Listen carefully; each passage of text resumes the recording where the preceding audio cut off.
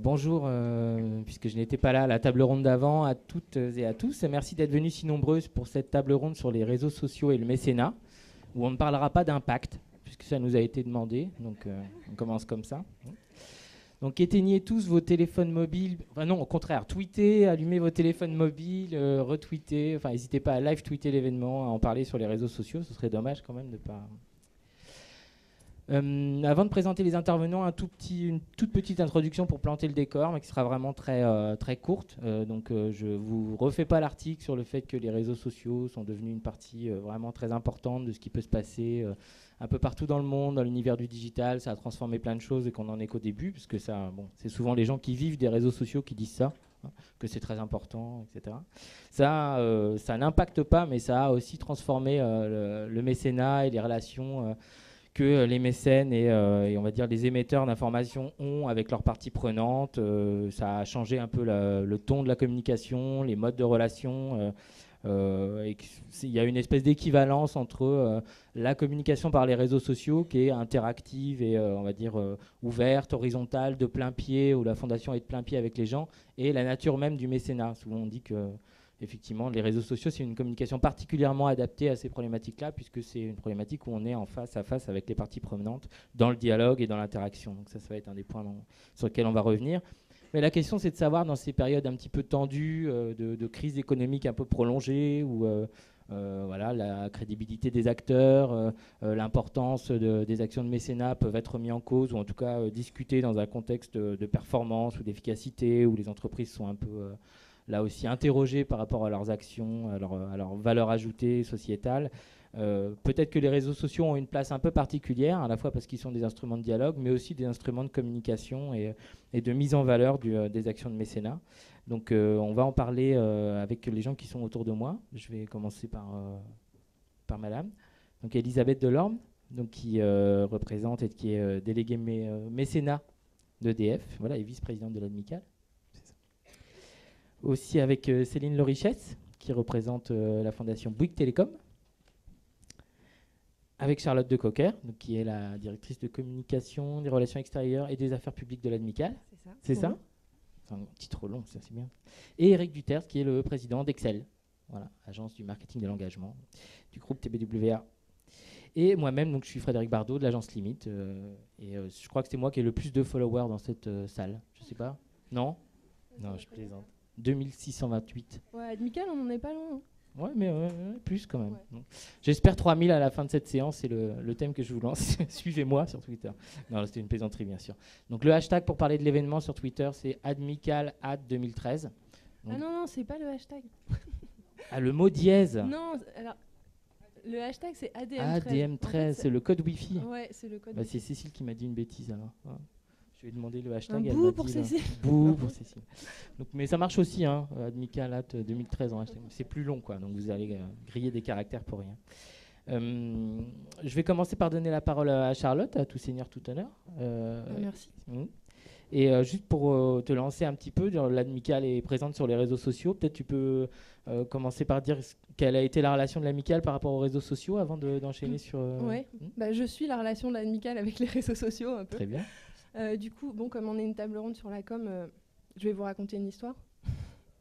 Donc c'est l'histoire d'une fille qui s'appelle Charlotte, qui arrive de Belgique, ça arrive à des gens bien, hein, et qui rencontre Jacques Rigaud, du coup, qui a envie de bosser dans le mécénat, et qui arrive à Admicale, qui ne sait pas ce que c'est que la com en fait. Mais qui comprend avec Marianne Néchette puis Bénédicte Menanteau que en fait, la communication sur le mécénat, c'est important et c'est même pratiquement tout le sujet parce que en fait, expliquer ce que c'est que le mécénat, c'est pas facile. Je crois que mes parents n'ont toujours pas compris quel était mon métier, ni voilà. Donc, quand vous arrivez dans un dîner et que vous expliquez que vous bossez dans le mécénat, vous savez que vous en avez à peu près pour une demi-heure, une heure. En plus, le mécénat d'entreprise, donc là, c'est fini, hein, c'est jusqu'à la fin de la soirée. Donc, la communication sur le mécénat, c'est pas très facile. Et donc, du coup, on s'est dit qu'il fallait qu'on mette le paquet là-dessus, parce que pour Admicale, c'est important d'expliquer ce que c'est que le mécénat. Et surtout, alors bon, je suis devenue responsable de la com, mais ça veut dire, responsable de la com pour Admicale, ça veut dire expliquer ce que c'est que le mécénat, mais c'est aussi s'occuper et être expert, entre guillemets, de la communication sur le mécénat. Donc, que font les entreprises et que font les mécènes en termes de communication sur le mécénat? Et donc, ça fait 4-5 ans déjà que je regarde un peu ça de près. Et ces 2-3 dernières années, on s'est rendu compte qu'il s'était passé quelque chose. Et même passé plusieurs choses. C'est-à-dire, on a commencé à organiser des ateliers sur la communication et le mécénat à Admicale avec nos adhérents, des entreprises mécènes d'abord, et puis aussi d'autres fondations. Et très vite, on s'est rendu compte que les réseaux sociaux, c'était le sujet qui intéressait tout le monde. C'était aussi le sujet sur lequel tout le monde se disait il y a quelque chose à faire. Il faut qu'on fasse un truc, on sent qu'il faut y aller. Bon, ok, tout le monde se dit ça partout, mais dans le mécénat, quand même, on se l'est dit beaucoup. Quelques-uns se sont lancés, la Fondation Bouygues Télécom, la Fondation EDF. Et aujourd'hui, il y a entre 20 et 30% des grandes entreprises mécènes qui ont un compte Twitter ou un compte Facebook pour parler de leur mécénat. Donc voilà, en 2-3 ans, c'est devenu un phénomène important. Et je pense qu'on va voir au cours de cette table ronde pourquoi c'est important, et c'est ce qu'on va essayer de voir ensemble, de communiquer sur les réseaux sociaux, sur le mécénat. Et puis, c'est passé une deuxième chose qui est importante dans le domaine de la communication et du mécénat. Je ne sais pas si vous avez remarqué, mais il y a eu une crise ces dernières années. On en parle beaucoup.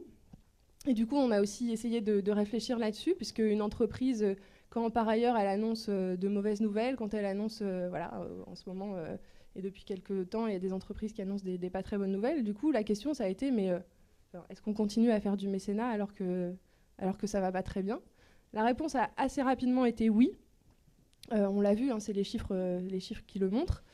Notamment parce que faire du mécénat, c'est important en temps de crise, parce qu'il y a des besoins de plus importants au niveau de la société. Et ensuite, la deuxième question, ça a été, est-ce qu'on continue à communiquer sur le mécénat alors que, par ailleurs, on annonce des pas très bonnes nouvelles ? Et là, la réponse, elle a été oui aussi, mais elle a été oui parce que les entreprises se sont aussi tournées vers leurs parties prenantes, vers leurs salariés aussi, qui leur ont dit, Céline nous en parlera aussi, mais qu'ils avaient envie que l'entreprise continue sur le mécénat. Mais par contre, on s'est rendu compte qu'il fallait adapter la communication, et que les réseaux sociaux pouvaient être l'endroit où ça pouvait être intéressant de parler de mécénat en période de crise, notamment parce que les réseaux sociaux, vous l'aurez tous remarqué, c'est gratuit. Alors on peut se faire conseiller pour très très cher, mais on peut aussi faire les choses avec les moyens du bord. Et que les opérations de communication grandiloquentes en période de crise, c'était pas trop le moment. Et donc il y a plusieurs raisons qui ont fait que les entreprises se sont tournées vers les réseaux sociaux. Les deux premières, c'est ça. Et c'est aussi, mais on va le voir au cours de cette table ronde, que c'est vraiment, on s'est rendu compte, grâce à tous ces facteurs, que c'était l'endroit où la communication sur le mécénat pouvait être la plus appropriée. Très bien.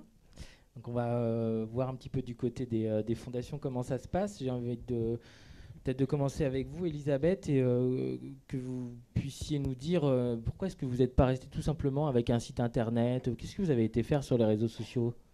D'abord parce que si on n'y était pas allé, on n'existerait plus.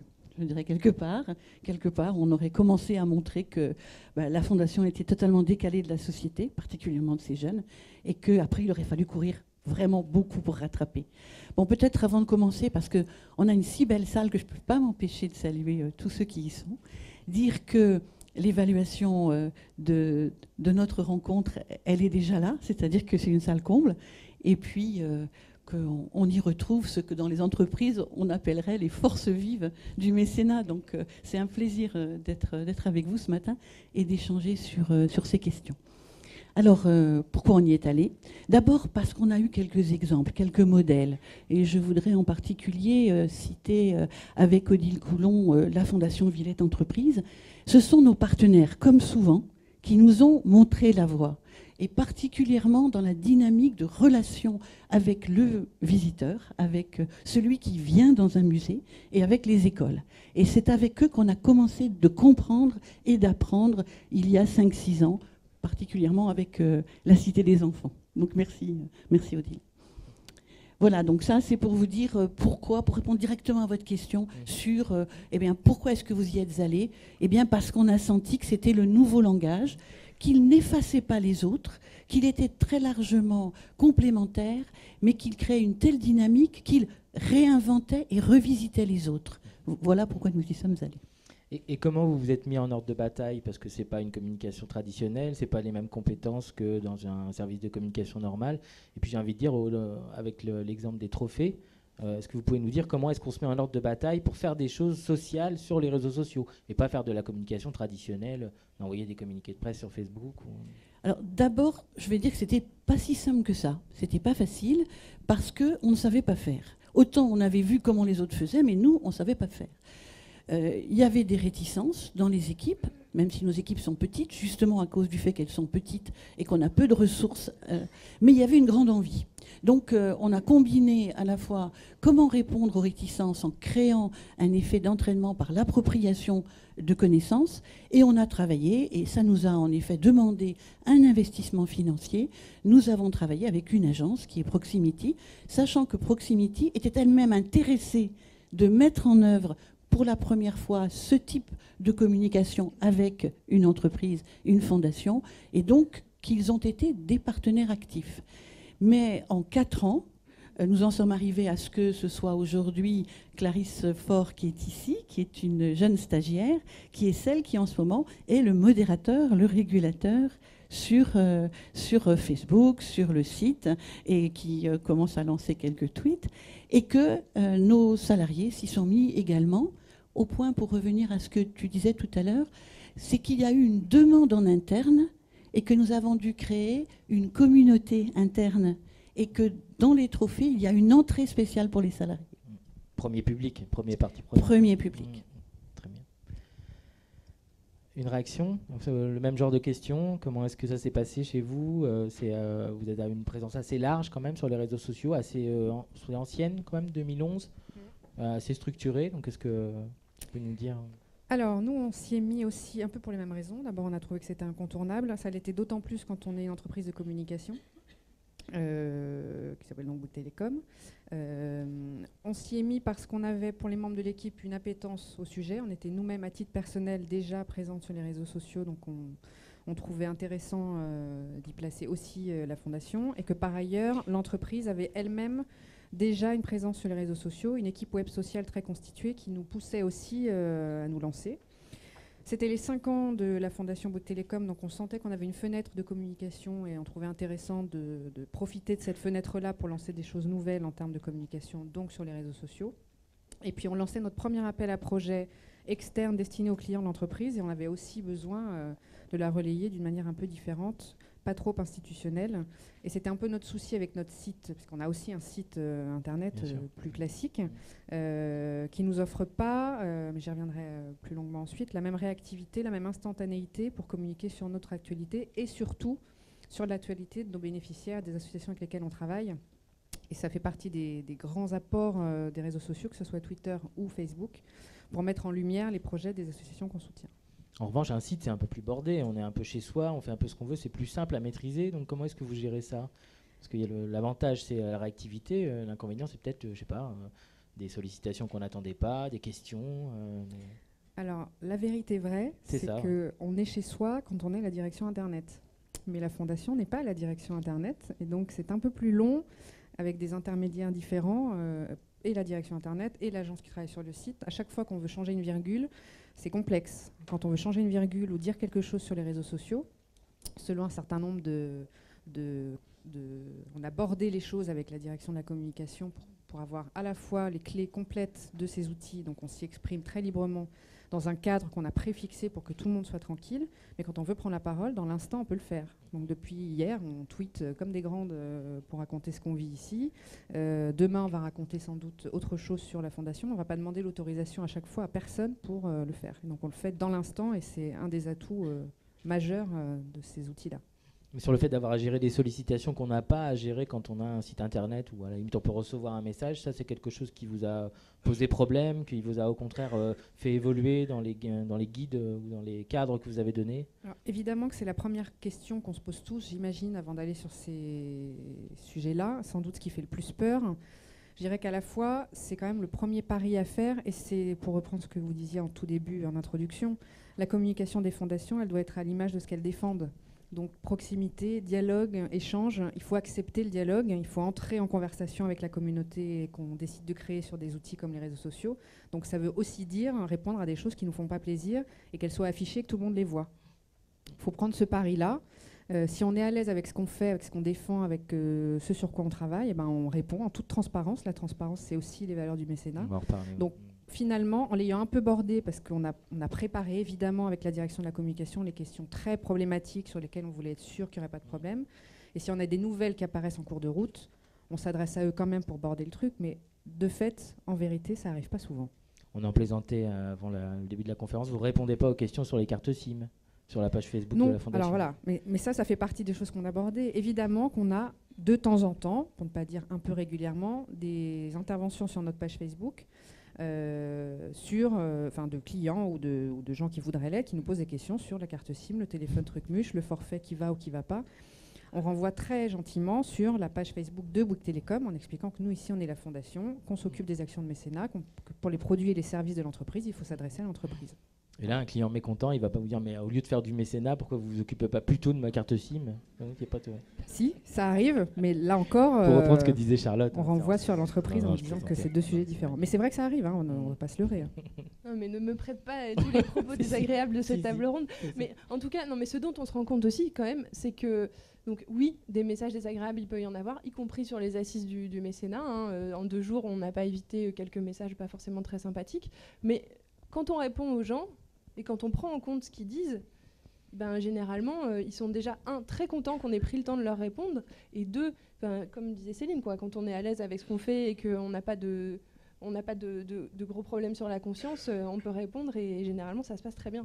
Et même, ça se passe toujours très bien. Et ce qui est génial, c'est que parfois, c'est même pas nous qui avons besoin de répondre. C'est un peu l'intérêt d'avoir une communauté, c'est que ça s'autogère et qu'il y a des gens qui répondent parce qu'eux pensent pas la même chose, et donc parfois, le conflit est désamorcé sans même qu'on ait besoin d'intervenir. Et c'est drôle quand on est un communicant d'être témoin en fait d'une autorégulation de sa propre communauté au niveau de ses messages. C'est un peu. Je me tourne vers Eric. Donc la signature d'Excel, c'est le marketing de l'engagement. Donc forcément, quand on pense engagement, on pense aussi réseaux sociaux. Et vous avez pris des initiatives dans le domaine des réseaux sociaux, de collecte sur les réseaux sociaux, d'applications mobiles, de choses comme ça. Est-ce que tu peux nous dire un petit peu la place des réseaux sociaux chez Excel ou dans les recommandations que vous faites à vos clients? Alors, je vais en parler peut-être plus pratiquement sur la question du mécénat. Là, on a des bonnes pratiques. Après, c'est vrai que le sujet des réseaux sociaux et du mécénat est très, très, très récent. Donc, on a encore très peu de recul. Il suffit de regarder un petit peu les comptes Twitter, pages Facebook et autres des acteurs qui sont engagés. Il y a encore peu de likers, de participants, en fait, sur ces sujets. Donc, c'est vraiment quelque chose de très neuf. On est, juste pour raconter par exemple une anecdote assez récente, on accompagnait récemment une grande banque dans la mise en place d'une action de mécénat tournée vers ses publics internes, ses collaborateurs.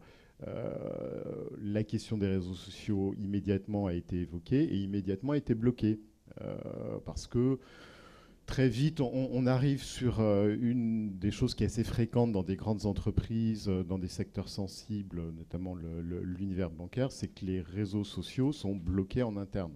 Donc on peut avoir affaire aux collaborateurs, mais en externe, une fois chez lui, en tant que citoyen engagé, informé, mais la relation change tout à fait.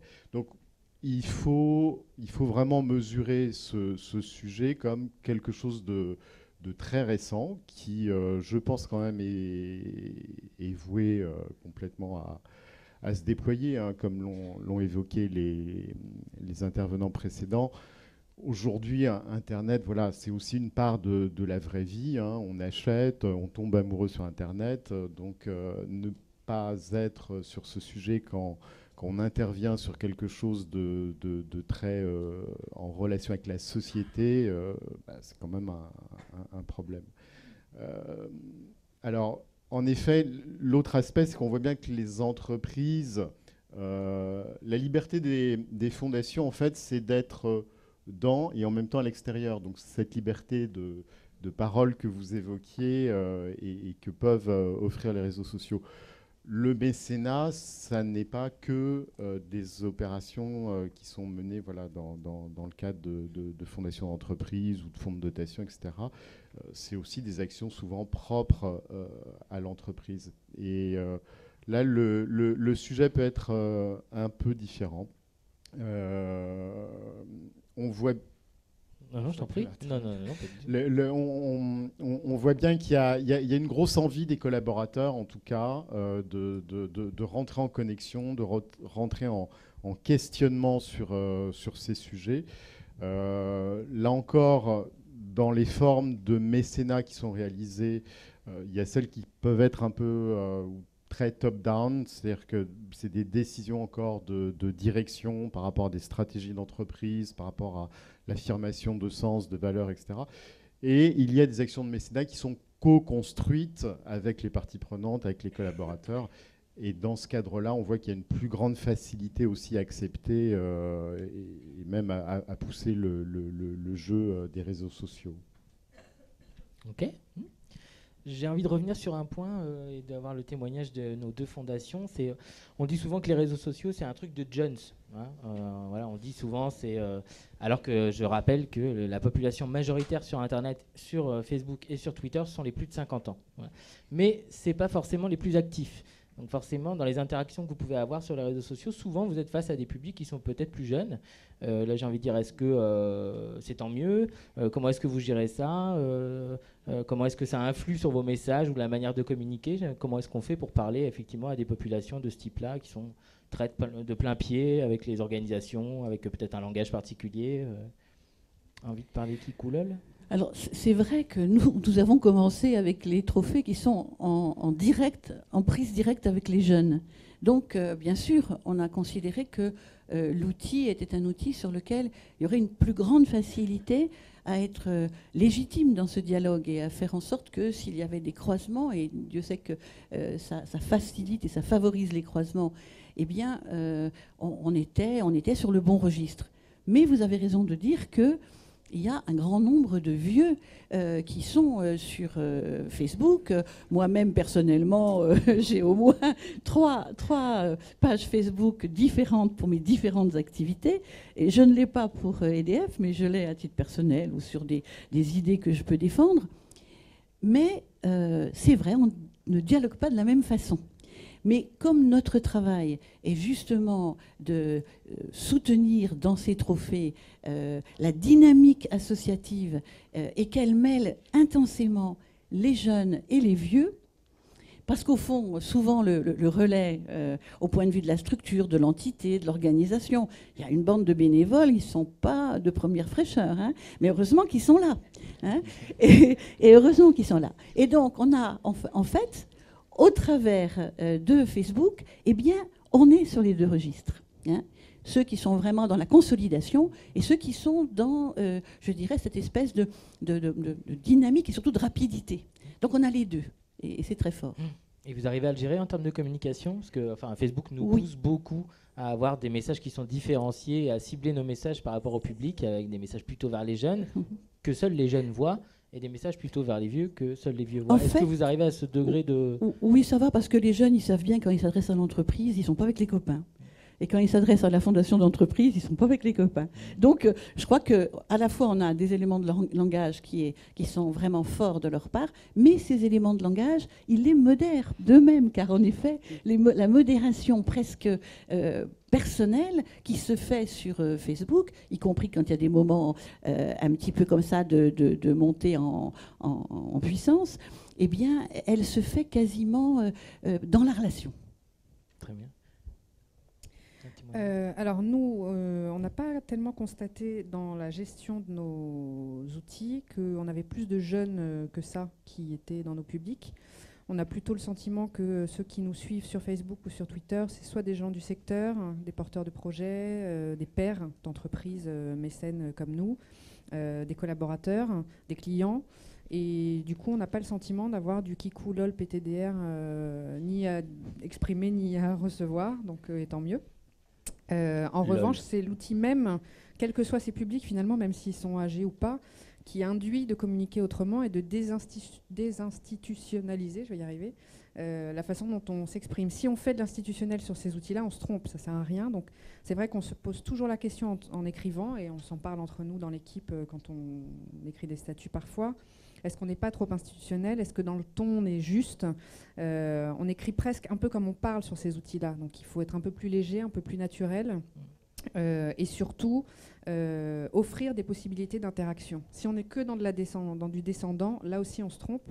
Donc c'est pas tant qu'on soit jeune ou pas jeune à utiliser ces outils que habituer à ce que si on y vient et que les entreprises sont dessus, et les fondations d'entreprises dans notre cas, elles offrent des possibilités d'interaction. Donc il faut ouvrir quand on met des statuts, pas toujours être dans l'information seulement, même si le contenu est important, mais aussi dans l'offre de réponses possibles avec des questions, des points d'interrogation, des sondages, etc. Charlotte, tu veux ou Eric? Non, juste sur la question jeune, pas jeune, le sujet peut être lié aussi à la typologie de l'opération de mécénat, ou même de l'entreprise. Pour citer deux exemples qui sont assez intéressants, il y a le cas d'Orange Rock Corps, en fait, qui est une initiative portée par Orange auprès des jeunes. L'idée toute simple, c'est d'offrir 4 heures de temps de bénévolat pour un jeune contre une place de concert. Là, typiquement, on s'adresse à des publics jeunes. Il y a 65 000 fans, je crois, à peu près, sur leur page Facebook. Et donc, naturellement, le public, le langage, le discours est complètement centré sur ce sujet. Autre type d'initiative, justement une entreprise qui s'appelle Initiative, qui fait du B2B pour vendre des produits aux collectivités locales. Ils ont souhaité s'engager dans le mécénat à la fois par vocation, intérêt du dirigeant, etc. Ils ont monté un partenariat croisé avec le Vendée Globe et avec une association qui s'appelle Mécénat Chirurgie Cardiaque. Leur idée toute simple était d'avoir une communication très forte autour du Vendée Globe avec le sponsoring d'un bateau et d'un navigateur, Thierry de la Motte, qui, pendant les 3 mois de navigation, en fait, a communiqué, posté, etc., de façon très, très interactive, dans une communication directe avec les internautes, un certain nombre d'informations. Et autour d'une idée simple, qui était l'entreprise souhaitait gratifier, en fait, l'association d'une aide de 150 000 euros.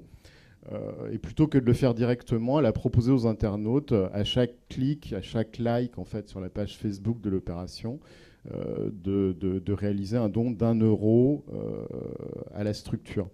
Résultat, 206 000 clics à ce jour, en fait, sur l'opération. Donc là, on voit une grosse communauté Facebook avec, derrière les clics aussi, des questions, des animations, etc.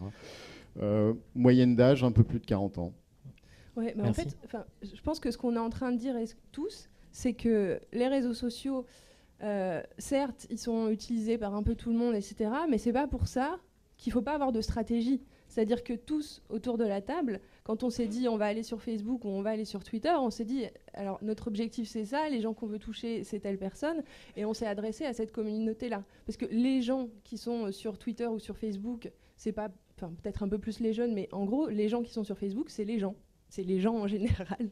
Et en fait, on va juste vers une communauté ou vers une autre. Du coup, on repère un peu où ils sont. On repère, bon, mais comme dans la communication classique, en fait. Mais, et ensuite, on a une stratégie pour les aborder parce qu'on a un objectif et on se dit que, voilà, pour mobiliser les jeunes sur des concerts, on va aller en parler sur des pages des artistes qu'ils aiment. On va faire des partenariats avec des artistes qu'ils aiment et puis on va s'arranger pour que eux aussi en parlent sur les réseaux sociaux. Voilà, c'est pas parce que c'est gratuit et parce que c'est utilisé par tout le monde qu'on ne réfléchit pas un petit peu avant de se lancer et qu'on n'a pas abordé un petit peu les choses. Et en fait, moi, ce que je trouve intéressant sur la communication du mécénat sur les réseaux sociaux, très précisément, c'est que en fait, ça a les mêmes objectifs que le mécénat lui-même. c'est-à-dire 1, toucher les gens, et 2, aider les associations et les bénéficiaires d'intérêt général. J'ai dit 1 et 2 dans cet ordre-là parce que là on parle de communication, mais le mécénat, bien sûr, son premier objectif, c'est l'intérêt général.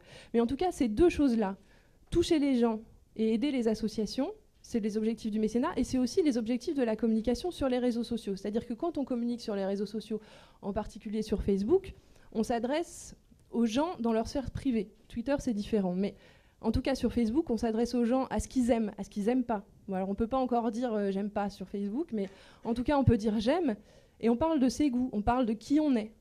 Et dans qui on est, il y a une sensibilité, il y a ce qu'on aime, il y a ce qu'on ressent.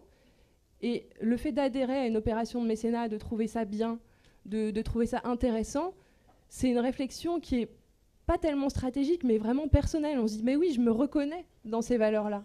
Et je pense que c'est pour ça que Facebook peut être intéressant. Et pour ce qui est de Twitter, là aussi, on est dans la mobilisation. Mobiliser autour de mécénat, autour des grandes causes, c'est important. On l'a vu à Admical. Alors là, je raconte un peu notre histoire aussi, mais l'été dernier, quand il s'est agi de se mobiliser pour sauver la loi sur le mécénat, qu'est-ce qu'on a fait ? Dans l'instant où on a appris que c'était dans les cartons de Bercy, on a tout de suite donc, mis une pétition en ligne sur un site de pétition en ligne, et on a relayé ça sur Twitter et sur Facebook, mais davantage sur Twitter. Et en quelques jours, on a eu plusieurs milliers de signatures. Voilà, il y a un effet, voilà, mobiliser les gens si on veut mobiliser les gens, c'est bon, c'est pas que dans le mécénat, hein, l'actualité politique de ces dernières années nous l'a montré. Donc on est sur des choses qui sont intéressantes pour ça. Et puis aider les associations, bah voilà, c'est ça aussi, parce que l'objectif du mécénat, c'est ça, aider une association, l'aider en diffusant de l'information sur elle, en racontant son quotidien, c'est-à-dire le quotidien du mécénat, bah c'est aujourd'hui on est sur les terrains avec les volontaires de Bouygues Télécom pour faire telle ou telle chose avec telle association. L'association, on la met en valeur, on diffuse de l'information sur elle. Les associations, en particulier les petites, n'ont pas forcément tous les moyens d'être sur Twitter, Facebook, ou alors elles ont un petit compte et elles ont du mal à recruter, machin. On leur donne de la visibilité et c'est quand même super important pour elles. Voilà. C'est vrai que l'exemple que vous souleviez avec le Vendée Globe Challenge a été étonnant. La Motte a été étonnant. On est resté scotché. C'est la première fois qu'on voyait la capacité d'un homme et d'une stratégie, bien sûr, derrière, avec la vocation mécénat, de booster d'une façon intense une émotion et un engagement. Ça, c'était vraiment très nouveau. Et moi, j'ai une minuscule expérience sur une toute petite équipe de 2 jeunes qui voulaient tourner un film et qui étaient allés chercher des fonds sur un site où on expose son projet et où on récolte des fonds. Quand ils sont venus m'expliquer ça, d'abord, j'ai trouvé que c'était une démarche que moi, je ne connaissais pas encore suffisamment, mais je leur ai dit, eh ben, laissons tourner la machine. Quand vous serez au moment du stop, eh bien, nous multiplierons par 2, nous abonderons. Et ben, ça, c'était aussi une petite forme de mécénat toute nouvelle, mais elle m'a vraiment intéressée. Et pour les jeunes, c'était vraiment aller dans le sens de leur propre initiative et responsabilité. Je pense qu'il y a une donnée qui est intéressante là qu'on vient d'évoquer, c'est-à-dire que dans l'usage des réseaux sociaux sur le sujet Internet, pas que sur le sujet Internet d'ailleurs, c'est la question de l'expérience client. Et c'est-à-dire que les réseaux sociaux ne doivent pas être simplement un storytelling de ce que l'entreprise fait en termes de mécénat. C'est bien de montrer sur YouTube les réalisations, ça permet de montrer de façon peut-être plus forte, plus impactante que d'autres médias peuvent le faire. Mais ce n'est pas suffisant. Sinon, on place le public simplement en spectateur. Ce qui est important, c'est l'expérience client qu'on va créer avec ce public, dans le sens le faire participer aussi à l'action de mécénat. Que ce soit par du vote, que ce soit par relayer des actions, que ce soit par le fait d'agir lui-même, d'être acteur, moteur du sujet. Là, on crée quelque chose de beaucoup plus intéressant, de beaucoup plus intense. Et ça, il y a peu de médias autres que les réseaux sociaux qui peuvent nous permettre de toucher à la fois massivement des publics et de les impliquer, même de façon simple, en fait, dans les actions de mécénat des entreprises. J'ai envie de... Je suis en train de vous surveiller. Je n'écris pas des textos, hein. Je regarde ce que vous êtes en train de dire sur la conférence. J'ai envie de lancer un autre sujet, parce que c'est mon côté mauvais esprit, qui est bien connu des gens qui me connaissent. on est en période de crise. Là, on nous dit que tout va bien sur les réseaux sociaux, que c'est facile en interne, qu'il n'y a pas de problème, que tout le monde il est beau, tout le monde il est gentil. Il y a quand même des points quand même assez critiques, à la fois sur le message, sur les compétences qu'on peut avoir en interne pour gérer les réseaux sociaux, la capacité qu'on peut avoir à gérer des gens qui ne sont pas forcément toujours bienveillants. Est-ce qu'on peut parler un petit peu, parce que je pense que c'est aussi assez intéressant à partager avec tout le monde, c'est quels sont les points de difficulté et comment est-ce qu'on les surmonte, hein. Donc j'ai lancé quelques sujets, mais à mon avis, vous en avez certainement plein d'autres. Qui veut commencer à dire comment on gère les problèmes, hein? Parlons des problèmes. Alors, le premier sujet, c'est est-ce qu'on s'y connaît, comment on fait pour démarrer. Voilà, j'ai envie de dire, est-ce qu'il suffit effectivement d'avoir une gentille stagiaire jeune et donc qui baigne dans les réseaux sociaux? Est-ce que, je veux dire, le community manager, c'est le porte-parole le porte-parole de l'entreprise sur les réseaux sociaux. C'est quelque chose qui est très particulier et la maîtrise des réseaux sociaux ne suffit pas. Donc, comment est-ce qu'on intègre ces compétences-là? Est-ce qu'on les recrute? Est-ce qu'on les externalise? Comment ça se gère ça? Alors, nous, on s'est fait accompagner par une agence qui s'appelle Image et Stratégie. Arrêtez de citer les agences. Non, mais comme ils font du bon travail, il n'y a pas de raison. Je plaisante. La transparence. Nous, on est super contents de travailler avec eux. Bref, et donc, au-delà, en effet, de maîtriser un tout petit peu, à titre personnel, ces outils-là, et c'est pas tout à fait la même chose que de le faire au nom de son employeur et donc de sa fondation. Donc on a quand même réfléchi, et Charlotte le disait, d'abord à une stratégie. Il ne s'agissait pas seulement de faire irruption sur Facebook, Twitter, YouTube et autres Flickr, sans avoir imaginé pourquoi on allait le faire. Donc d'abord, on a travaillé avec eux sur qu'est-ce qu'on va dire, comment on va mettre en scène, comment notre objectif, un de nos objectifs prioritaires qui était de mettre en lumière les projets des associations, comment tout ça, ça va exister sur ces outils-là. Et quelle ligne éditoriale on va choisir.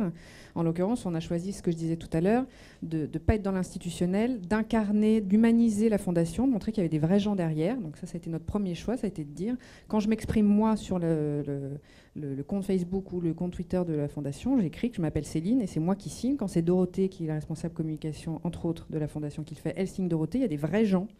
Voilà, il y a une équipe, donc on peut du coup entrer en conversation avec Céline, Dorothée, Véronique. On n'est pas juste une jolie enveloppe qui s'appelle Fondation avec globalement sans doute des gens derrière, mais on ne sait pas qui c'est. Voilà, mais tout ça, on ne l'a pas inventé toute seule. Même si on est capable de réfléchir un peu quand même.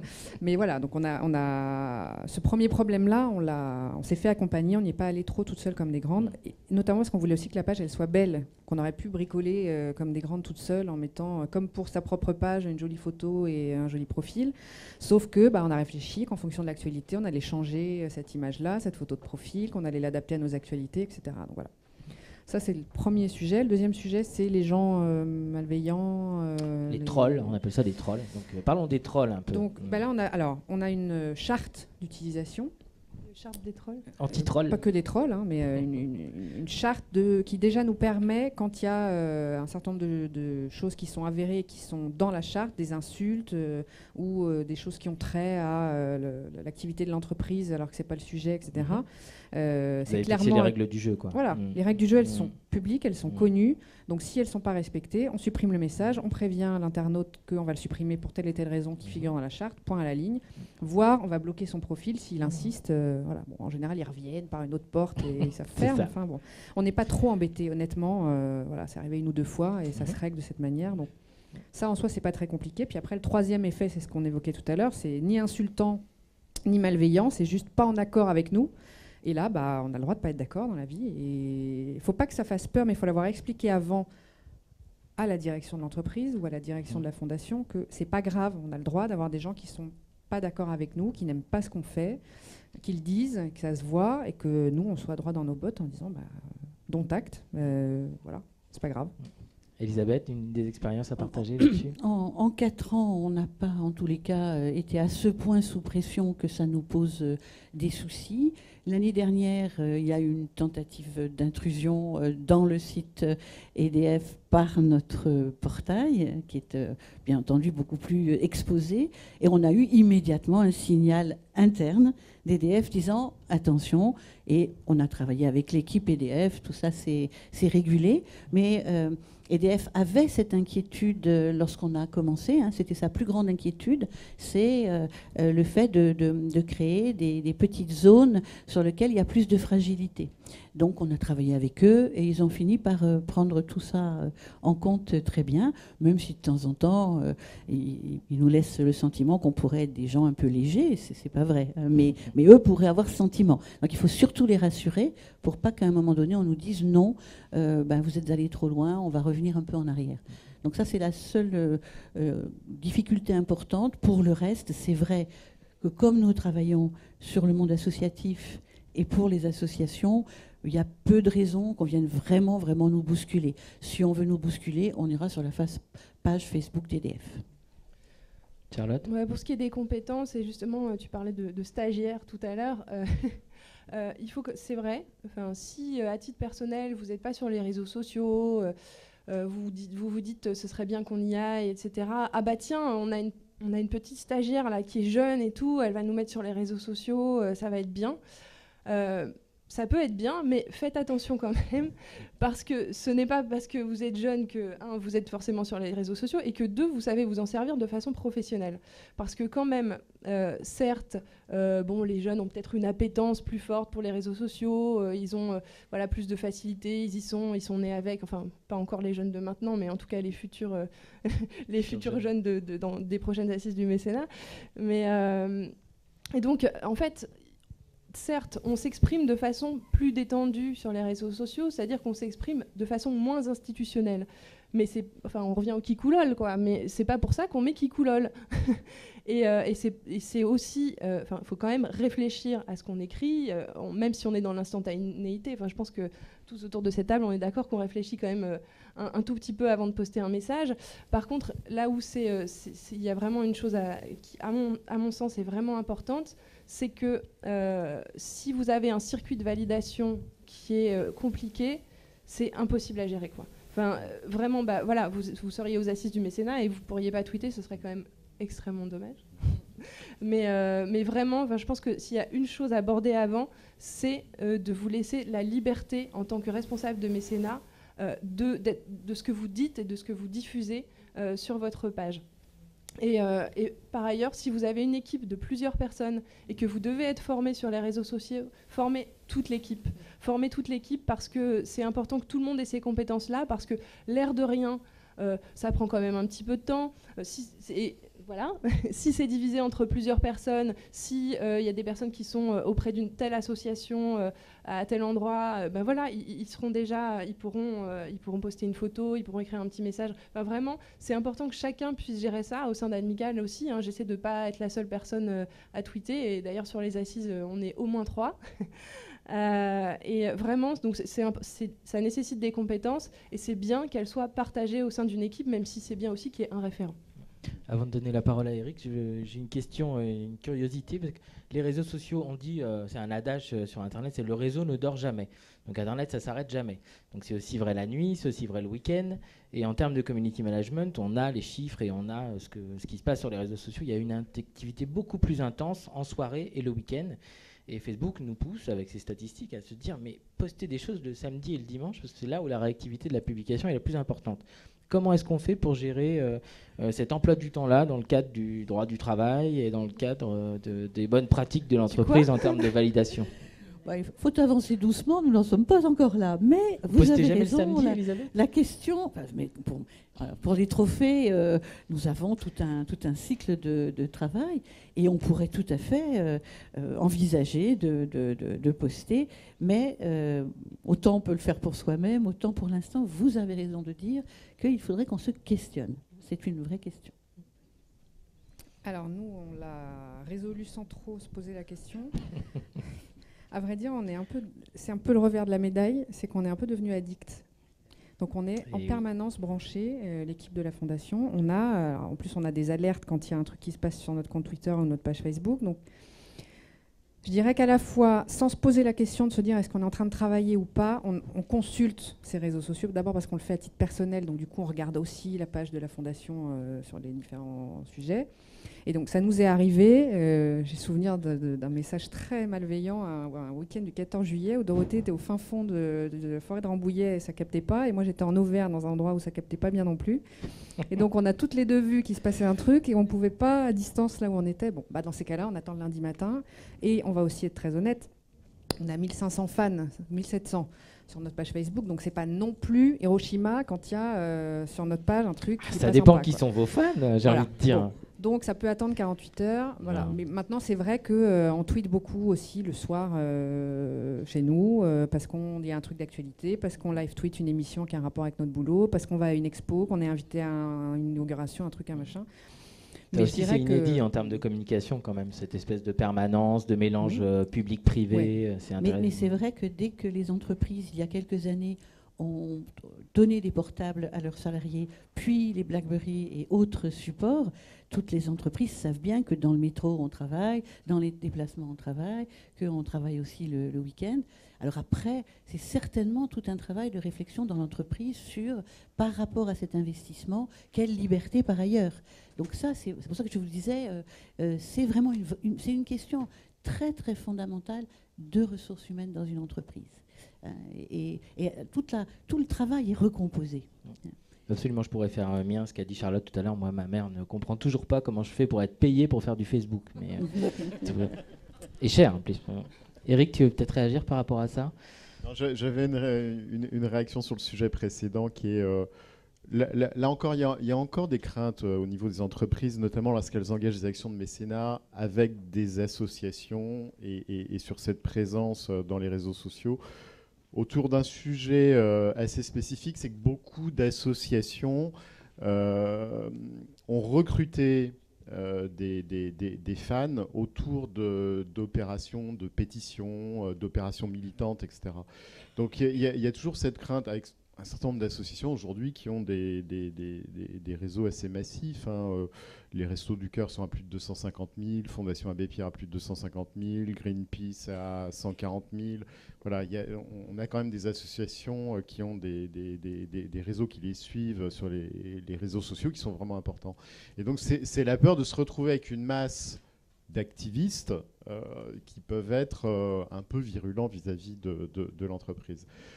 Dans la réalité, on le constate assez peu, mais la crainte existe.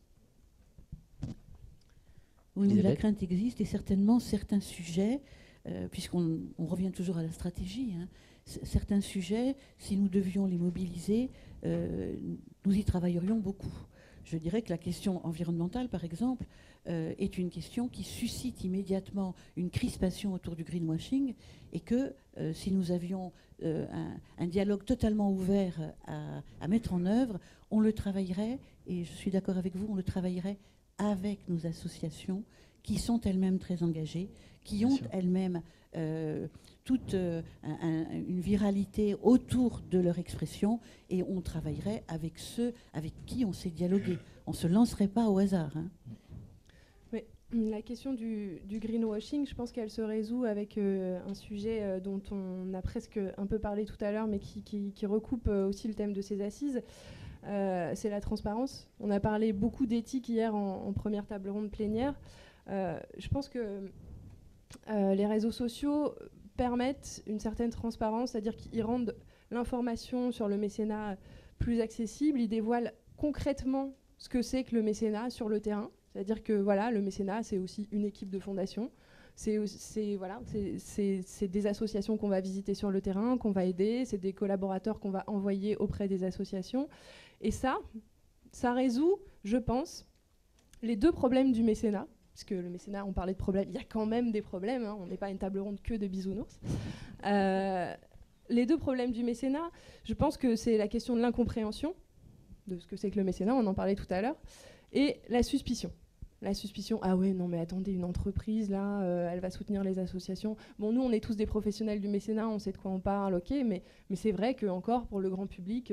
non mais une entreprise auprès d'une association, mais voilà, c'est du greenwashing, elle sert à se donner une bonne conscience, puis de toute façon c'est que de la com, que de la com. Ça sert à montrer que, ben non, c'est pas que de la com, c'est des gens, c'est des associations qu'on aide, c'est un quotidien de responsables mécénats et d'associations qui travaillent ensemble et qui font des choses. Et du coup, voilà, cette question de la transparence sur les réseaux sociaux, elle est importante parce que c'est une forme de communication par la preuve. Voilà, on aime bien cette expression amicale, on en parlait déjà aux précédentes assises, mais je pense que la communication par la preuve, on la trouve beaucoup sur les réseaux sociaux.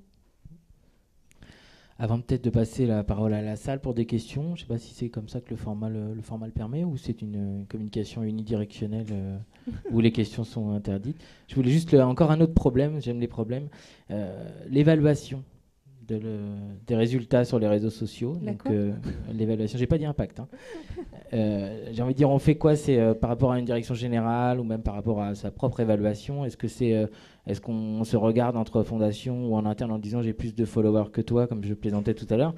Ou est-ce qu'on regarde des choses un petit peu plus fines, des taux d'engagement, de la viralité, je sais pas moi, du relationnel? Est-ce qu'il y a des indicateurs de performance que vous suivez particulièrement dans votre stratégie sur les réseaux sociaux au regard du mécénat? Parce que ce n'est pas des objectifs de com, c'est des objectifs... Elisabeth? Bien sûr, on va regarder l'accroissement, hein, l'augmentation des likes, on va regarder un peu la tonalité des échanges, on va regarder mais on n'en est pas aujourd'hui à placer des indicateurs. Ce que l'on regarde, nous, c'est, par exemple pour les trophées, si nous avons des candidatures et si ces candidatures, elles sont réellement en adéquation avec ce que nous avons ouvert comme potentiel, comme possibilité en termes de recrutement.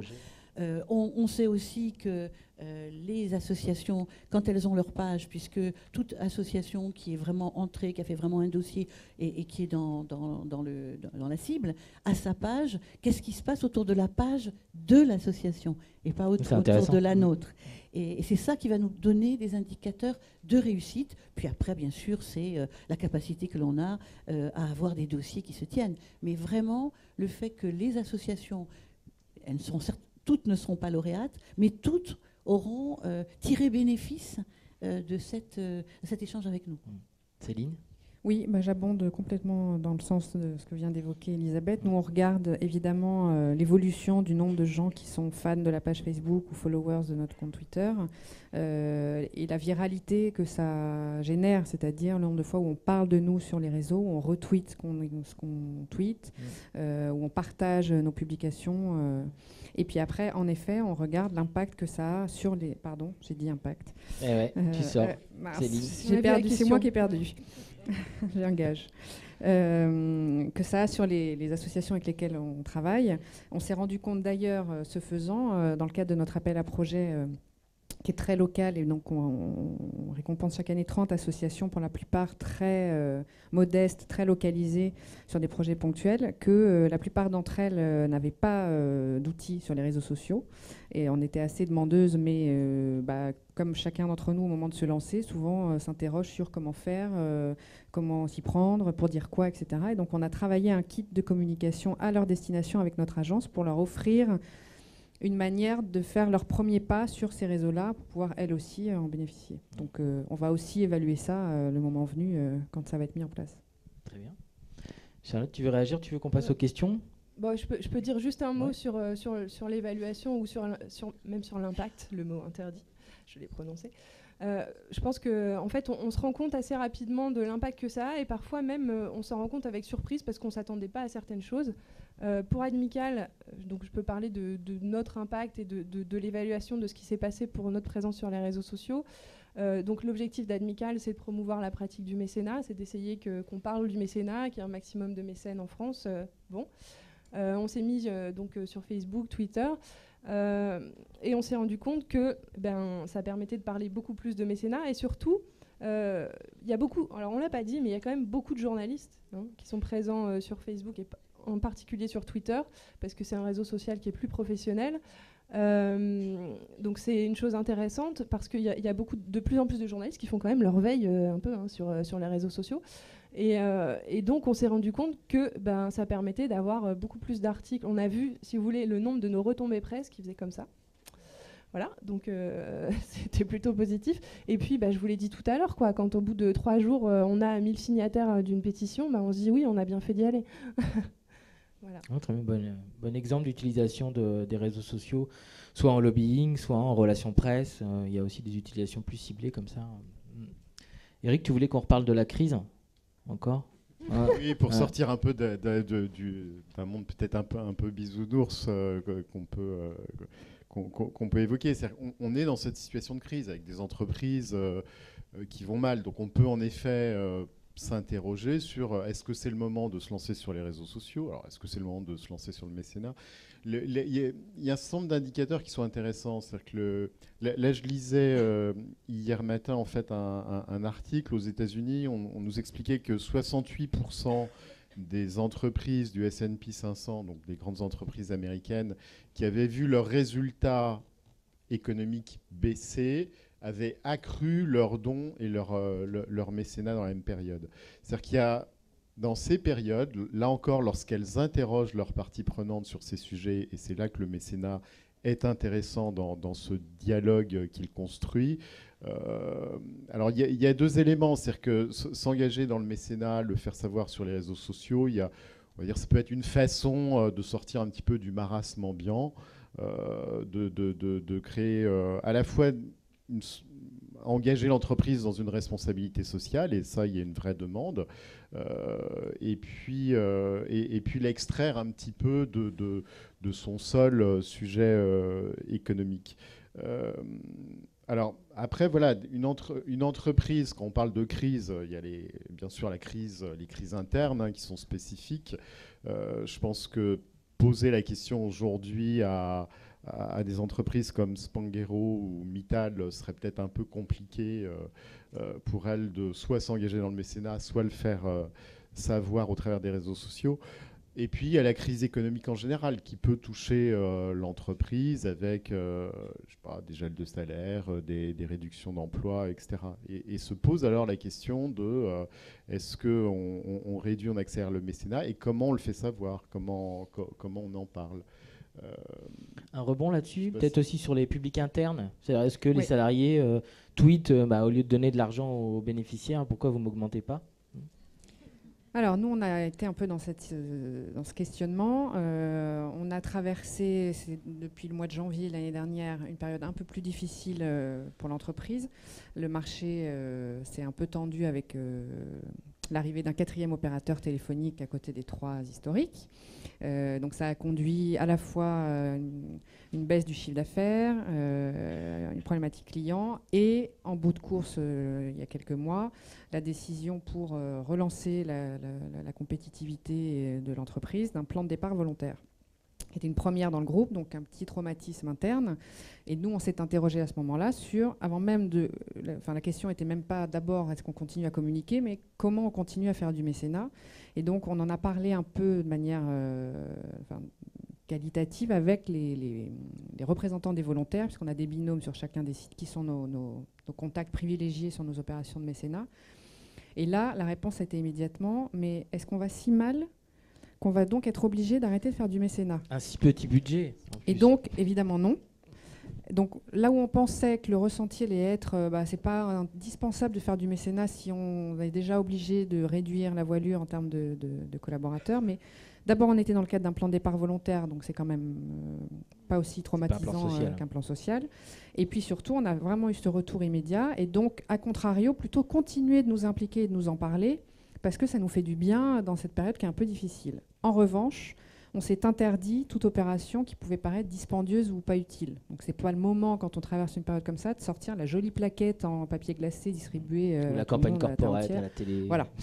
Donc, évidemment que là, on s'est posé la question sur la façon de travailler sur nos actions, sur ce qui ne pouvait pas paraître utile, indispensable dans une période difficile. Mais on n'a évidemment pas arrêté le mécénat et évidemment pas arrêté de communiquer, et encore moins sur les réseaux sociaux. Et j'ajoute d'ailleurs aussi sur les réseaux sociaux internes, parce qu'on n'en a pas parlé du tout, mais ça existe, c'est fort utile. Nous, on a une grosse communauté des volontaires sur notre réseau social interne qui marche bien. Donc voilà. Elisabeth ? Je crois que ce soit les salariés de l'entreprise, que le public, la conscience justement sociétale de la difficulté, plus encore pour les associations qui, face aux restrictions budgétaires, qu'elles soient des collectivités, qu'elles soient de l'État, et en tous les cas un certain nombre de signes qui amènent les associations à des inquiétudes et à des difficultés, qu'il fallait au contraire maintenir, sinon accroître le mécénat et l'accompagnement. C'est le cas pour nos salariés, puisque nous avons la chance, à l'intérieur de la Fondation, d'entreprise EDF d'avoir un fonds de dotation. Ce fonds de dotation, c'est le fonds de dotation des salariés. C'est-à-dire qu'ils y amènent des fonds et en fonction de leurs dons, il est abondé, il est multiplié par 2 par l'entreprise. Et nous avons plutôt une croissance. Et de même que les salariés engagés pour le Téléthon, on a plutôt une croissance, c'est-à-dire le sentiment qui est vif de la crise. Et vous savez à quel point les augmentations de tarifs, la difficulté et la précarité énergétique frappent directement nos salariés qui sont au contact avec la clientèle. Les releveurs, ceux qui font les interventions dites pays, ceux qui même sont aux petites interventions et qui doivent à certains moments être en relation avec le client pour une coupure, vous imaginez ce que c'est. Eh bien, eux, non, ils sont dans la dimension, il ne faut pas arrêter, il faut être là. Très bien. Et si on vous passait la parole, parce que vous êtes défoulé sur les réseaux sociaux, mais est-ce que vous avez des questions Madame, je vous écoute.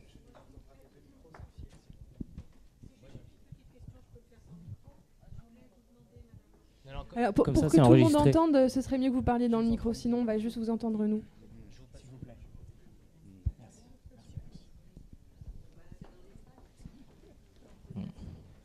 Non, je vais le faire. C'était... J'arrive. On va passer par le... Non. Faut être participatif. Non, il faut... Voilà. Le passage de témoin, c'est beau. Qui Alors fait moi, une photo Connexme pendant ce temps-là. Madame. Oui, bonjour à tous. Merci pour toutes ces informations. Juste une toute petite question, Madame Lorichès. Vous avez parlé d'une charte. Moi, je ne comprends pas du tout ce que vous voulez dire. Je voudrais savoir si les gens qui tweetent vers vous ont accès à cette charte, comment, à la fois techniquement, du point de vue de la communication, je ne me représente pas du tout ce que c'est. En l'occurrence, la charte, elle est sur notre page Facebook. Pardon, je suis Carole Diamant, déléguée générale de la Fondation Égalité des Chances.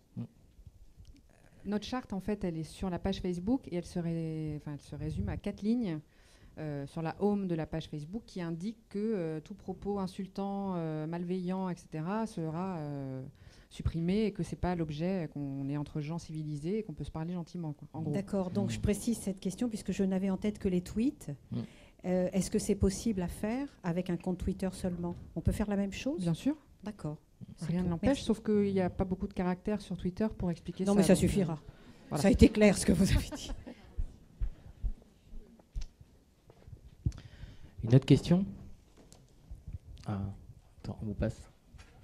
Madame? Faites-le en stéréo. Trop dur en stéréo. Bonjour, Sophie Gillet, fondation du groupe RATP. Alors, j'ai beaucoup entendu parler de stratégie, ce qui était très intéressant. Seulement, je vois que les fondations qui ont décidé d'aller sur les réseaux sociaux sont souvent accompagnées par des agences. Donc la question est de se dire, est-ce que pour ceux qui ont des petits moyens, parce qu'on sait aussi que c'est chronophage, est-ce que parfois la stratégie, c'est pas de ne pas y aller, tout simplement parce qu'on sait que on aurait du mal ou à alimenter de façon régulière ou à avoir un niveau suffisant. Alors c'est une question, quoi. Est-ce qu'on peut y aller à moitié, entre guillemets, ou est-ce que la stratégie dans ces cas-là, c'est mieux de ne pas y aller du tout? Très bonne question. Alors moi, je peux vous apporter un élément de réponse puisque je ne me suis pas fait accompagner par une agence. J'étais pas sur Twitter et je m'étais même retirée de Facebook à titre personnel parce que, voilà, pour des raisons qui me sont propres. Mais je pense que la bonne façon d'aborder les choses, si on ne veut pas se faire accompagner par une agence, c'est de s'y remettre à titre personnel, évidemment. Voilà, de commencer, de se créer un compte Twitter, d'aller voir... sur Internet, un peu les bonnes pratiques. Twitter, quand vous cliquez sur comment s'en servir, bon, il vous explique vraiment. Vous vous mettez à titre perso, vous faites vos armes, on va dire, à titre personnel. Enfin, en tout cas, moi, c'est comme ça que j'ai fait. Ensuite, évidemment, vous pouvez faire une formation à Admical parce que ça existe. Et d'ailleurs, c'est alors, mode autopromo, mais on s'est rendu compte que c'était un sujet. Du coup, on a réagi, on a créé une formation sur communiquer sur le mécénat et en particulier sur les réseaux sociaux. Ça coûte moins cher que l'accompagnement par une agence, mais en tout cas, c'est possible. À Admical, on l'a fait. Alors évidemment, ça demande une implication personnelle, ça demande de se former à titre personnel par ses propres moyens, mais c'est pas si compliqué que ça. Juste 2 éléments de réponse, après je te passerai la parole, mais ça me paraît difficile de faire l'impasse, pour 2 raisons qui ne sont pas des raisons de communication pure, mais qui est, vous êtes déjà sur les réseaux sociaux puisque les gens parlent de vous. Donc ça veut dire que c'est une communication où il n'y a pas de réponse de la part de la personne qui est citée. Donc ça, je trouve ça un peu gênant. Et 2, Google a changé 25 fois l'année dernière son algorithme pour surpondérer la partie réseaux sociaux dans la popularité des sites. C'est-à-dire que matériellement, vous tuez votre référencement naturel en n'étant pas présent. Donc là, c'est à chacun de prendre ses responsabilités, mais même sans avoir une stratégie hyper déployée sur les réseaux sociaux, une absence complète de stratégie sociale me paraît un peu suicidaire. Moi, je voulais juste vous dire que l'investissement, c'est vrai qu'il faut le faire. Il faut essayer de le faire avec intelligence, il faut essayer de trouver une petite boîte bien maligne. Et pour l'investissement initial. Ensuite, les quelques-uns qui sont dans les fondations, moi j'ai eu, pendant longtemps, j'étais dans une fondation où nous étions 2, puis 3, eh bien, les investissements, c'est comme ça qu'on les fait. C'est-à-dire essayer de trouver des gens intelligents, vifs, malins, pas coûteux, investir vraiment une année, et puis ensuite essayer d'incorporer suffisamment de connaissances pour pouvoir tout de suite démarrer. Mais il y en a. Il faut être un tout petit peu affûté là-dessus. Et c'est vrai, non, ne faites pas l'impasse, mais cherchez-vous des ressources à la mesure de dont vous disposez. Moi, à la fondation d'EDF, je peux vous dire que j'avais vraiment les moyens de commencer et que quand on l'a proposé, EDF était intéressé parce qu'il commençait à se dire mais les réseaux sociaux, on travaille comment? Et donc, ils étaient bien contents qu'on teste. Donc, ça m'a donné quelques ressources. Mais je n'aurais pas fait comme ça avec une petite fondation comme j'avais auparavant. Mais en même temps, j'y serais allée. Merci. Et juste pour compléter ce que disait Frédéric, passer par une agence n'est pas obligatoire. Vous pouvez faire aussi par vous-même. Une agence peut vous aider à faire plus, à faire mieux, mais vous pouvez tout à fait faire par vous-même. Pour aller un petit peu dans votre sens, et dans le sens à la fois de Frédéric, ne pas y aller aujourd'hui est un peu suicidaire. Y aller mal est aussi suicidaire. Donc, allez-y et bien. Une autre question. Vite fait, bien fait, quoi. Là, on a une grosse pression d'un coup. Une autre question. J'avais juste une dernière question et après je dois passer la parole à quelqu'un d'autre. Est-ce que, du coup, pour ceux qui l'ont déjà fait, vous êtes retrouvés, il y a-t-il un risque d'être en conflit avec les réseaux sociaux de l'entreprise fondatrice?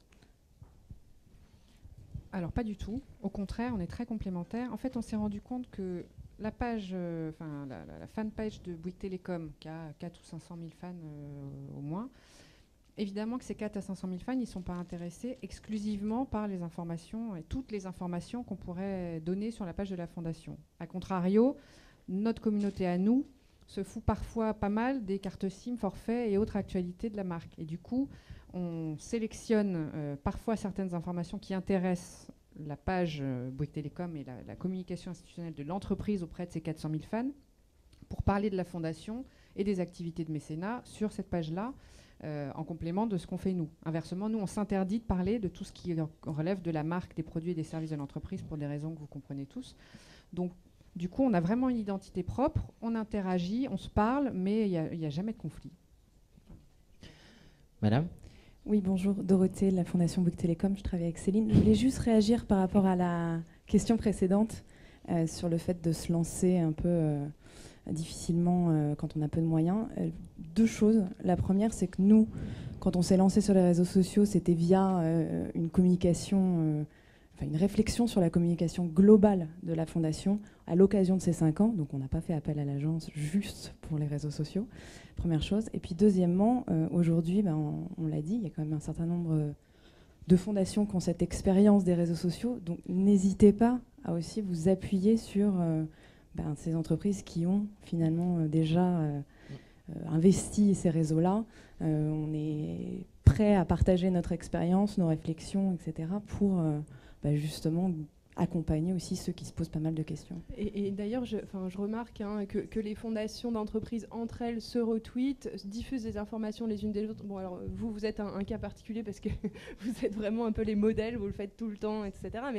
Mais vraiment, et puis bon, au sein aussi du réseau amical, on essaie de partager les connaissances, partager les cas pratiques sur les réseaux sociaux. Mais vraiment, je pense que c'est aussi un endroit où il y a une certaine Donc à la fois sur les messages, on est un peu plus détendu, on va dire, mais aussi sur la question de la concurrence, on va dire, où on partage beaucoup plus, y compris entre entreprises. Et je pense que c'est un endroit où effectivement les compétences se mettent plus facilement et se partagent plus facilement. Je crois qu'il y avait une question là-bas et depuis longtemps en fait. Ouais. Merci. Virginie Percevaux, en fait, Fondation PSA Peugeot Citroën. Moi, je voulais juste réagir parce que je ne peux pas ne pas réagir sur ces sujets-là. Donc nous, on a une page Facebook depuis 2 ans et aujourd'hui, on a 1700 fans. Et en fait, à aucun moment, on a regretté d'en avoir une. Et pourtant, Dieu sait si l'actualité est compliquée pour nous en ce moment. On n'a jamais eu de message malveillant. Donc encore une fois, je vais dans le sens monde des bisounours. Mais vraiment, on n'a jamais eu un seul message désagréable.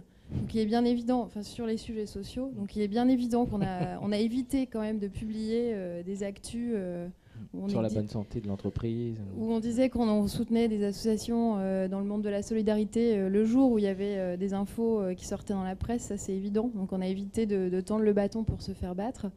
Mais néanmoins, on n'a jamais eu de message négatif. Alors on a aussi des messages « ma Peugeot est en panne », etc. Donc ça se règle très facilement, comme le disait la Fondation Bouygues. Mais on s'est aussi rendu compte qu'il était indispensable de communiquer sur ce qu'on fait, en externe comme en interne, parce qu'il y a une vie après la crise, et puis parce qu'on s'aperçoit aussi que nos salariés, ils ont besoin de voir un petit peu plus loin, et on s'est rendu compte aussi que nous avions la moitié de nos fans Facebook qui sont des gens issus de l'interne. Alors on le sait parce qu'on voit les statistiques des différentes villes de connexion. Donc sur nos sites industriels, on voit qu'il y a une forte présence. Donc voilà. Donc je voulais juste apporter cet éclairage pour vous dire que vous pouvez aller sur Facebook. Nous, on survit, donc il y a plein d'autres gens qui vont survivre, à mon avis. Voilà. Très bien.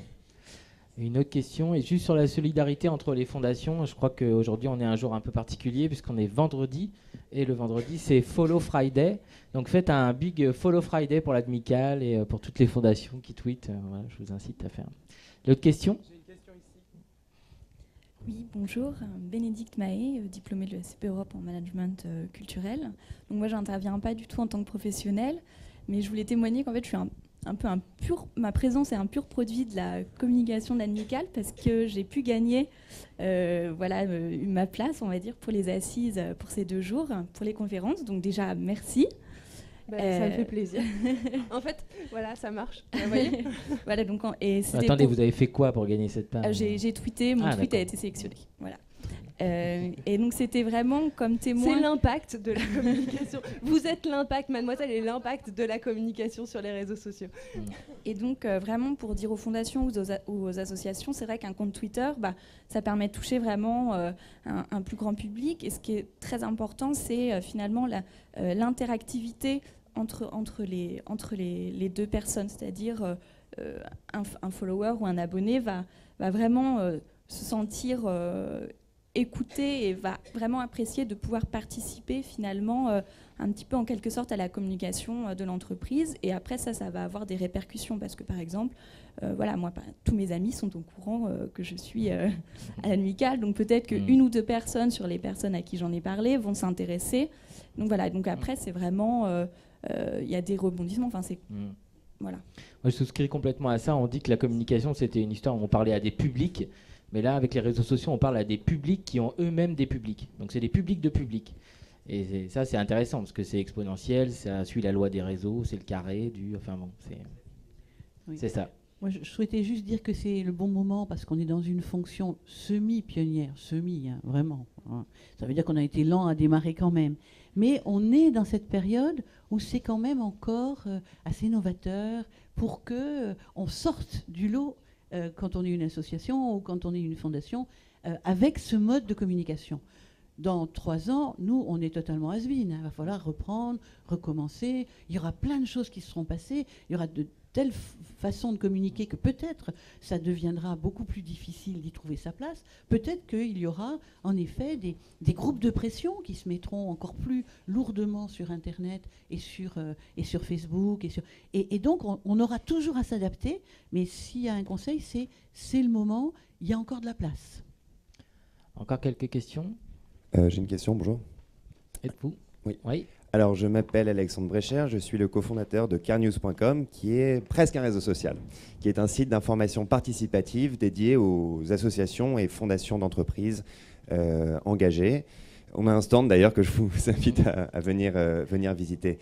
Voilà, en fait, avant cela, je travaillais pour les Nations Unies. J'étais notamment porte-parole et chef des communications du programme des Nations Unies pour le développement en Tunisie pendant le printemps arabe, qu'on a également appelé, on l'appelait entre nous la révolution Facebook, puisque la communication s'est faite principalement via Facebook et qui est devenue très rapidement la première source d'information pour à peu près un tiers, voire la moitié des Tunisiens. Disons que j'ai ouvert les pages Facebook des Nations Unies, Twitter également, on utilisait énormément les réseaux sociaux, c'était absolument indispensable. Il manquait plein de choses sur les réseaux sociaux, par exemple parler de nos projets, permettre aux gens d'avoir un suivi, les gens venaient piquer l'information et repartaient.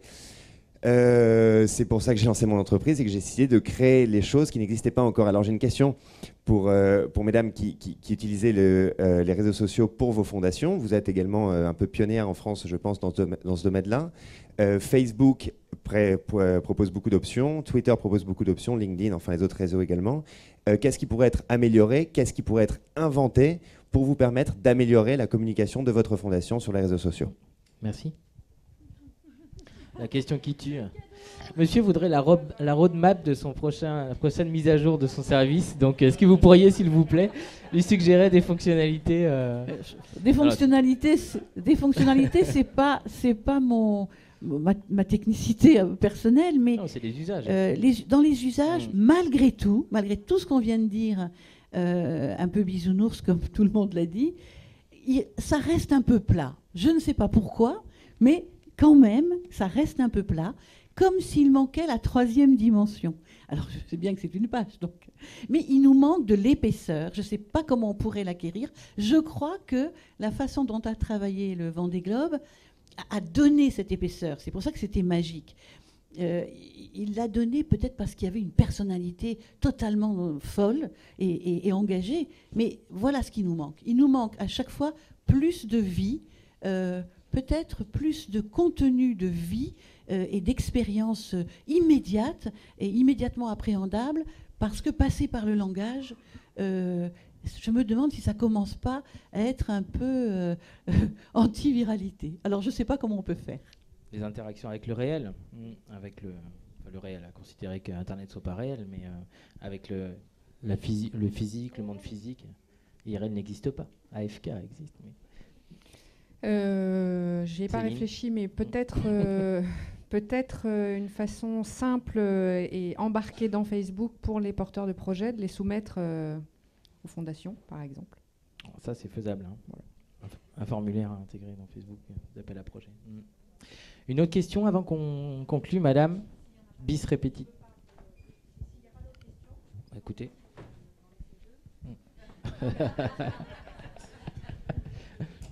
Bon, la première a été répondue tellement facilement.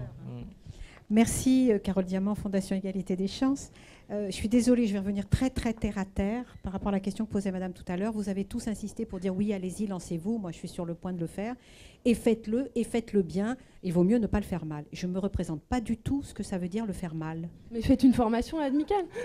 Non, ce n'est pas cette question-là. C'est qu'est-ce que c'est rater? Qu'est-ce que c'est le faire mal? Le rater, ce sont... Je sais pas, rater, par exemple, pour aussi répondre un petit peu à la question, c'est de ne pas rentrer dans les codes de communication de ces médias, de ces réseaux. En me baladant avant cette conférence sur un certain nombre de pages Facebook, par exemple, de fondations, j'étais assez frappé de... On va présenter, par exemple, des réalisations ou des appels. Je voyais une page qui appelait à faire des dons de jouets au bénéfice d'une association. Ça, c'était au mois de février. Et puis, derrière, en remontant la timeline, à aucun moment, on voit le résultat. On ne nous dit pas si ça a été collecté, si c'était remis, si ça a été, voilà, qu'est-ce qui a été fait avec ça. Donc, on a une succession de news, d'infos, qui n'essaient pas d'interréagir, qui ne posent pas de questions, il n'y a pas de suivi de communication. Voilà, c'est un exemple. Mais, Et sur les pistes d'amélioration, moi j'aurais quelque chose à ajouter. Sans vouloir terminer sur une note un peu négative, il va falloir trouver quelqu'un qui dise un nouveau bisounours après, mais je pense qu'il y a encore du progrès à faire au niveau de la transparence, parce qu'on a fait une petite enquête à Admical sur les pratiques des mécènes sur les réseaux sociaux, mais aussi sur Internet en général. Je vous disais tout à l'heure que les réseaux sociaux, c'est bien, ça permet d'être transparent, de montrer ce que c'est que le quotidien. En revanche, sur les sites Internet, donc là on revient à autre chose, mais sur les sites Internet, la transparence, c'est pas encore ça. C'est-à-dire qu'on s'est rendu compte dans cette enquête que, d'ailleurs elle sera publiée sur notre site après les assises la semaine prochaine, il y avait seulement à peu près 20% des entreprises mécènes qui donnaient leur budget sur leur site Internet. Les budgets par projet, n'en parlons pas. Par ailleurs, il y a aussi beaucoup d'entreprises qui ne mettent pas les modalités de sélection des projets. Et ça, voilà, c'est comme le suivi, c'est important. Je pense qu'il y a encore des progrès à faire dans ce domaine-là. Voilà, je vais être un peu le poil à gratter de la salle. Mais voilà, s'il y a encore des progrès à faire, c'est là-dedans. Je pense qu'il y a une vraie amélioration à trouver parce qu'on gagne toujours, je pense, à être transparent. Et là aussi, donc ce serait peut-être moins sur les réseaux sociaux, mais plus sur les sites Internet, sur lesquels vous n'avez pas tous la main, hein, mais je pense que ça peut être utile. D'autant que si vous ne le faites pas et que vous allez sur les réseaux sociaux, de manière visible, on vous le demandera. Si les projets qui ne sont pas retenus, si les modalités de sélection ne sont pas claires sur votre site ou dans le règlement de l'appel à projet, l'association qui n'est pas retenue ne se privera pas de venir sur votre page Facebook pour vous interroger, pour comprendre. Enfin, comme elles le font assez spontanément par téléphone ou par mail, là, elles le font aussi de cette manière-là. Est-ce qu'on conclut ? Je conclue, on conclut ou il y a encore... J'ai une belle conclusion, hein. Attention, hein. Je fais le teasing, mais j'en ai une super. Ouais. Mais on peut quand même prendre une question, madame. Là-bas. Bonjour, Valérie Contet du Grand T. Le Grand T est un théâtre à Nantes. Nous sommes 42 salariés, dont 4 personnes qui travaillent sur la communication, dont j'ai la responsabilité. Juste sur les réseaux sociaux, un petit outil pratique. Stratégie, c'est bien, mais planning éditorial, c'est mieux. Donc nous, on a fait ça, hein, on n'est pas nombreux. Tous les mois, on s'interroge sur ce qu'on va raconter chaque jour, combien de posts. Et donc, c'est instantané, mais c'est pas improvisé. Sinon, ça marche pas. Absolument, très bon conseil. Hein. Il faut, comme l'improvisation, c'est comme en musique ou en théâtre. Hein, c'est beaucoup de travail pour improviser et beaucoup de préparation. Il y avait quelqu'un tout à l'heure qui posait la question sur ConnexMe de quelle fréquence de publication sur Facebook. Est-ce que vous voulez répondre moi, j'ai une réponse qui est 2-3 fois par semaine, c'est suffisant. Alors là, sur Admical, pendant les assises, c'est 10 fois par jour. Mais vous êtes à quel... Nous, on est aussi à 2-3 fois par semaine. Parfois, quand l'actualité l'exige sur Facebook, ça peut être 1 fois par jour.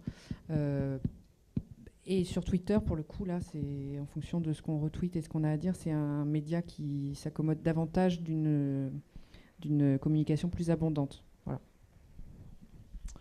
Ça dépend tout à fait de l'actualité. Et vous avez raison de dire que ça se prépare pour une sorte de planning général. Et puis après, c'est au fil de l'action.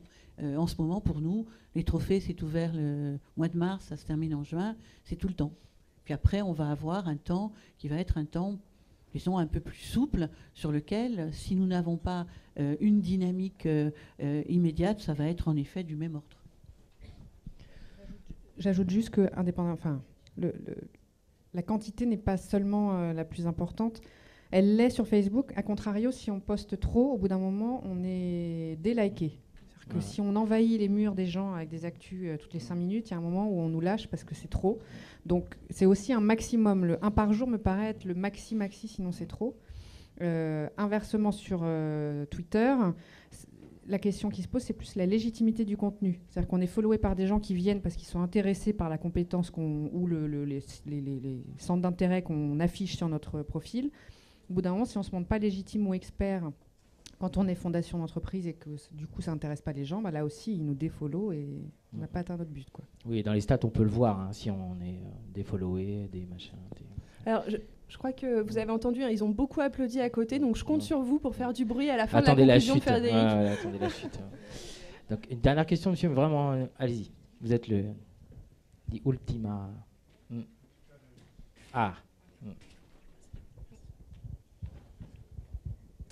Jean-Claude Daniel. Je ne citerai pas le nom de mon projet pour le moment parce que je ne voudrais pas me faire griller.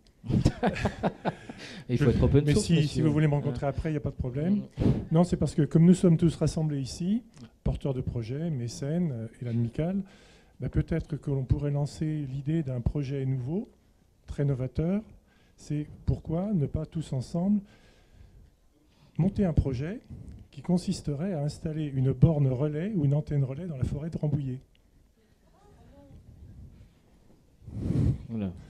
Non, c'était on va y réfléchir. Ce qui permettrait à nos amis de Bouygues Télécom de pouvoir se contacter partout en France. C'est ça. Ou de se diriger vers d'autres opérateurs. Et de répondre. Bon, ça sera le mot de la fin avant ma conclusion. Je continue le teasing. Merci beaucoup Elisabeth, merci Céline, merci Charlotte, merci Eric. Et donc je vais finir sur ce tweet qui a été envoyé en mars 2009 par quelqu'un de Google qui disait, je vous le livre comme ça, les réseaux sociaux c'est comme le sexe chez les adolescents, tout le monde en parle, tout le monde dit que c'est génial, très peu le font, et quand ils l'ont fait, ils disent bah, c'est pas si terrible que ça. Voilà. Merci.